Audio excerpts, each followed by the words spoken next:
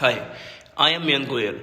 As I have to tell a learning experience, and what I have learned is through my observations that in society, extroverts are considered above introverts, and it reached to that extent where it is considered that to be successful, you need to be an extrovert. And there are a lot of other misconceptions about introverts, like that they are antisocial, unfriendly, shy, or lonely. But in many cases, being an introvert can actually be an asset. It's a kind of like a battery they recharge, and then they can go out in the world and connect really beautifully with people. They are good listeners. Introverts naturally adapt when it comes to actively listening, and accordingly, they tend to be the friend or colleague you can call on when you are upset or you have good news to share. They are going to be able to listen and be with you in that without turning it around and making it about us. Extroverted peoples are more inclined to jump into a conversation before fully processing what the person has said, not because they are selfish or don't care, but because they process information interactively. Conversely, introverts process information internally. That skill allows them to hear, understand, and provide carefully considered insight when they do respond.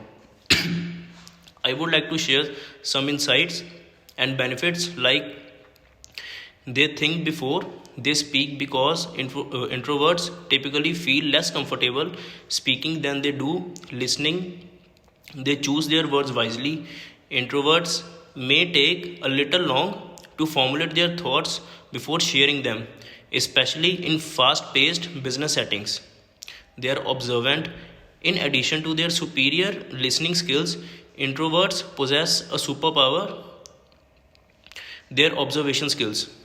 They notice things others might not notice, and they make quality friends since introverts can feel their energy being drained by being other around the people, opposed to extroverts who gain energy from being others. Introverts choose their friends wisely. They would rather have a few close trusted friendships to invest their time and energy in, as opposed to a large network of acquaintances. They are thoughtful networkers. Being in a large group where the goal is to meet, talk, and make a good first impression can be overwhelming for many, especially for introverts. They can use their natural strengths to create meaningful connections, and they are compassionate leaders. Introverts can make the best leaders when they channel their natural strengths. Introverts plan ahead as much as possible. Introverts use their inherent strengths, often achieving the highest level of success. Let's know about some great successful introverts. Some of the examples are sorry, Albert Einstein. The great scientist Albert Einstein succeeded because of his introverted nature. Second comes Bill Gates. Bill Gates, the co-founder of legendary tech giant Microsoft, is also an introvert. He is not shy. They are often silent, but they do not care what people think of them.